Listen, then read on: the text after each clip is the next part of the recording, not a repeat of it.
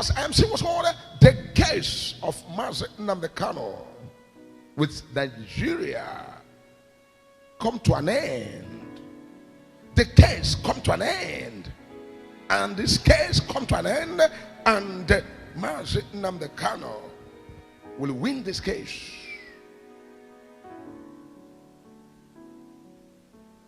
But there's a part that we must pray for the peace of God to reign in the entire universe, and also in the entire Nigeria and other part of the what's called the Biafran Bight and the Biafran region. We must pray this prayer that the peace of God must reign. And also in this winning of this court case that the Lord has revealed to major prophet of God, to see it from the inception, from the beginning of the matter. Because the matter did not start when major prophet saw it and prophesied it and began to prophesy it one by one, step by step, follow by follow, day by day, until this time that the major prophet has come to this point of this case. And the Lord said, at this point, a man is going to win. And when he wins, there's going to be a fine. When this fine comes, there's going to be a lot of issues that will still unveil. But the prayer we need to pray there is that the issue that will unveil for peace. Let the issue not unveil for what's called trouble here and there. Because there's what's called spiritual diciness in this matter.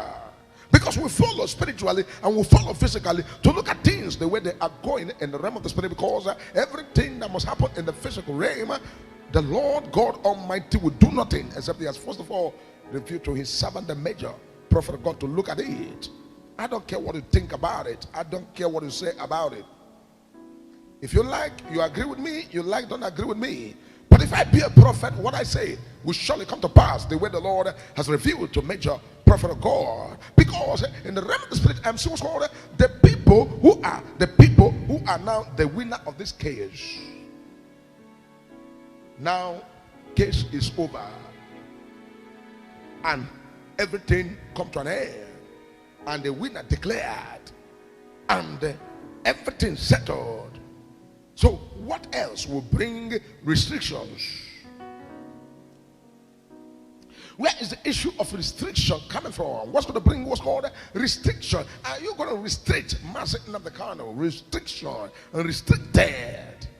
Is that what's called? Is this what's called? Is this what's called the decree from higher authority? Or what's the meaning of this restriction that a major prophet of God are beginning to see as the case is over? What's the meaning of this restrictions? Give the man his passport and give him everything that belongs to him. He wants to travel, let him travel. He wants to stay, let him stay. He wants to go with his people, let him go. Whatever he wants, let him get it. Because when a case is fought and won, when a battle is fought and won, there will always be a loser and there will always be a winner. And that is what I'm saying. Are you a winner? In the realm of the spirit, as the Lord has opened the eye of the major prophet of God to now look at the spiritual world and what's called the case of Nnamdi Kanu. Whether anybody likes it or not, he is going to win this case. That's what the Lord has revealed. He is going to win this case. Don't forget that several years ago, when the Lord first of all revealed the matter to major prophet, and I give the prophecy, I see Nnamdi Kanu from abroad, from where he is, back to Nigeria, and the water entered the gari, and they want to make the gari a bar.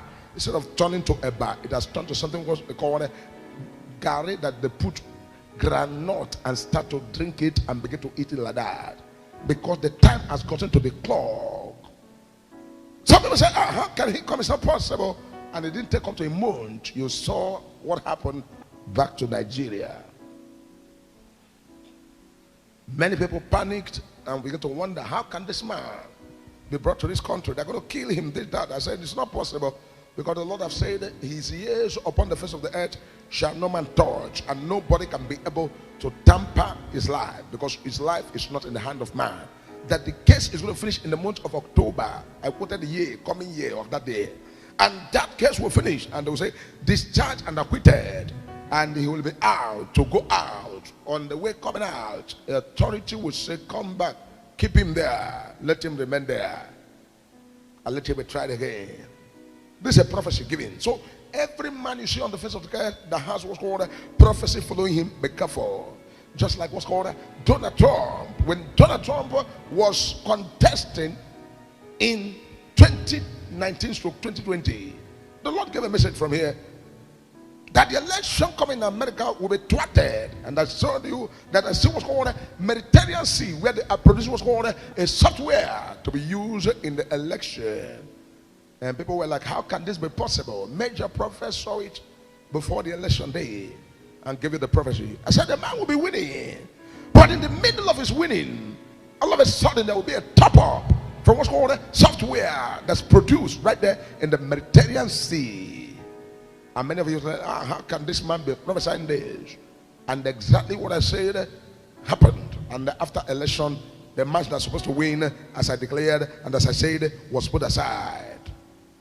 And the Lord stepped up the same 2020 and said, God is not done with Donald Trump, because Donald Trump is going to contest again and win the American election. It's come to pass. It has happened this year, last year's from this year. Prophecy is not gazing. Prophecy is not gainsay. If the spirit of the prophet is not upon you, go and relax, respect yourself, and leave it for the people who God has called. Pray and do what God has called you to do. Don't dabble into people's master of what's called a prophecy. If you dabble it, you make mistake. And the things of the spirit are not things for mistake. Spiritual things are not carnal. Spiritual things are not things of your human brain. Human brain will not carry it. And some people will be like, oh, major prophet, what about the country Nigeria? I gave you a prophecy in the election. I said, election coming in Nigeria is going to come, and there's going to be what's called the person we all have already said, oh, we want to vote him. It's going to be this. It's going to be put at the third position. And everything came exactly as the Lord has revealed. I pray to God that he will always give me grace and give me utterances and give me revelations that I may be able to prophesy as the Spirit will lead me to prophesy. West Africa is going to turn and become what's called #1 world power very soon. They are not becoming world power because they want to go into wars. They are going to be world powers because they are going to go into what's called revolutionary development. Forget about all the evil people that has come to filtrate evil and begin to use what's called foreign machineries to now begin to cause mayhem and trouble everywhere and trouble every corner. Forget about them. They are not the end of everything. The end of everything is God. God is the beginning and the end. God is the first and the last. God is the doer of all things. Whatever God cannot do is not there. It is God who owns the power. He owns the authority. All power belongs to our God. When God has started to fight the battle, I am not seeing any man who can challenge the authority of Jehovah. So guys, I believe you heard what the major prophet of God has to say concerning Nnamdi Kanu, Nigeria, and the United States of America. This particular video is an interesting one, and I just really want to break it into different sections. You can also leave your opinion at the comment section below after hearing what the major prophet of God has to say concerning Nnamdi Kanu. As you all know, every Nigerian out there, and most especially the Igbos, you know that Nnamdi Kanu's case is overdue. This man's supposed to be out. Honestly, Nigerian government cannot actually pinpoint on what Nnamdi Kanu has done that is still in custody. Yes, he's fighting for Biafra to come into existence. He's agitating. A lot of things have gone down the drain, and I feel like he's not the first. Other ethnic groups are rising up, and other chaos are happening every part of the region. And with him being locked up there, do you think this thing between Nigeria, Biafra, this that is going to stop any day, anytime soon. No, it's not going to stop. Honestly, I just feel like enough is enough, and I feel like with the things that are happening in the eastern part of Nigeria, if Nnamdi Kanu should be roaming freely, coming into Nigeria as he pleases and going out as he pleases, I don't think things will go out of hand or escalate the way it is. I remember about 2 years ago when some video were making rounds on social media and people were saying that Nnamdi Kanu has been released. Come and see it celebration everywhere. And I feel like this is 2025 and a lot of things are coming to light, and I feel like a lot of people are getting wiser with the things they are seeing from neighboring country and other continents. They start to compare it to what is happening in their land, and they are able to make right decisions and right choices at the same time. So I feel like enough is enough. I'm not saying that he's an angel, neither am I saying that he's a devil. I think everybody has a right to freedom of speech and freedom of movement in Nigeria based on our laws and constitutions. But in this case of his, it's like his right is being taken away from him, his movement is being taken away from him, because they cannot really actually pinpoint that this is what he has done for us to actually keep him in captivity. You get? I remember last year when the Supreme Court asked him to be set free, and then they said no, they are going to keep him. I don't really know. And early last month, someone came out to testify against him that this, that, and I'm like, what is happening in this country? It's only in Nigeria that you hear people come out to actually say things about other ethnic group, and why other ethnic group you cannot even open your mouth to actually say pin chim. You don't have the right, you don't even have the audacity, the guts to actually talk about them. When you talk about them, they say you're being you're based on your ethnicity, you're discriminating. Really, they start to base it on based on religion. You understand? So please, let's call the truth and call lies lies. You understand? When we need to speak the truth, let's speak the truth. I feel like in this case of Nnamdi Kanu, enough is enough. Let him come out. And I'm not saying that Nnamdi Kanu will come out and put everything in order in Nigeria or in the eastern part of Nigeria, but I feel like with the crimes happening in the eastern part of Nigeria, if that man would have been out about 2 years, 3 years, 4 years ago, I don't think we'll be here today. You get? But look at how things are going right now. I pity communities that are actually fighting against each other because you belong to this particular leader, I belong to this particular leader. Why are you not supporting my own leader? Like a whole lot of things. So please, I beg each and every one of us to please join our voices in place of prayer and pray for Nnamdi Kanu to be set free totally. I remember somewhere early this year, there was a rumor or a video making rounds on social media that Nnamdi Kanu is going to be released, but is going to, one way or the other, be put under house arrest. He will not have freedom of movement. He will not have freedom of speech. He cannot say some certain type of thing. He cannot agitate. Those are the conditions that they wanted to give him before setting him out there. And a lot of people were like, what is the essence of him coming out if they are going to give him conditions like that? And a lot of people were like, Nnamdi Kanu is not actually going to take that plead, or he's going to take that agreement and not come out to agitate for Biafra.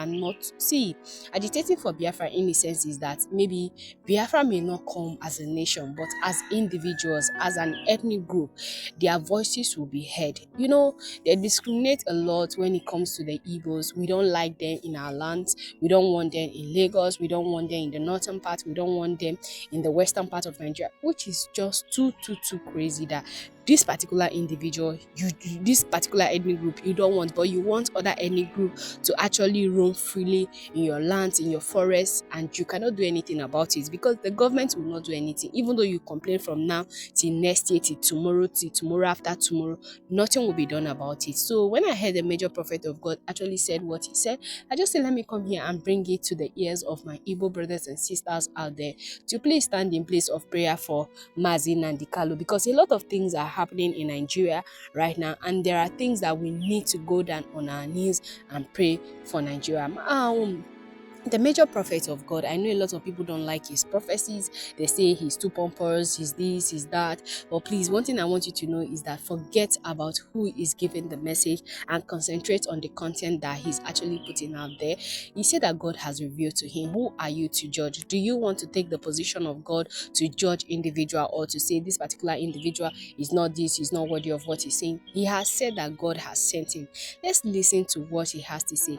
A lot of people will say, forget about the kind of soil you actually farm. Your major priority is to make sure that your crops actually come out good at the end of the day.